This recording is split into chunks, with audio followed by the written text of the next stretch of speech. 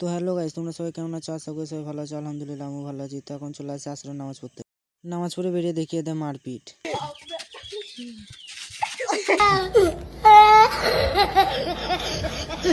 তারপর মারপিট দেখতে দেখতে চলে যায় আমার একটা বন্ধুর বাড়ি। বন্ধুটাকে ডেকে নিয়ে এসে আমরা চলে যাই সোজা ক্লাব যেতে যেতে এই পুকুরটাকে দেখে আমার মাথায় একটা বুদ্ধি এলো, কাল থেকে আমি এই পুকুরটায় গলদা ফড়িং চাষ করবো। তো ক্লাবে এসে দেখি আমাদের থেকে বড় বড় ছেলেরা বসে রয়েছে, তাই ওদের সাথে একটু বসে বসে আড্ডা দিতে দিতে ঘর থেকে ফোন আসলো, বললো চপ বেংনি নিয়ে আসগা। আর বেশি টাইম ছিল না, তাই আমি তাড়াহুড়ো করে চলে যাই। দোকানে এসেই ঝড়াম করে চপ বেংনিটা কিনে নিই। দিয়ে আমার একটা বন্ধুদের মৌলবির পালা ছিল, তাই ইফতারটা আনতে যাই। ওদের বাড়ি এসেই ঝড়াম করে ইফতারটা নিয়ে নিই। তারপর আমরা বেরিয়ে চলে যাবো তাড়াতাড়ি করে। ইফতারটা নিয়ে যাওয়ার সময় আমরা দেখি ঘড়িতে টাইম নাই, তাই তাড়াতাড়ি করে যাই। এসেই তাড়াতাড়ি করে দাঁতনটা করে নিই। টাইম ছিল মাত্র 4 মিনিট, এর মধ্যে উজু করে আমাকে বাড়ি ঢুকতে হবে।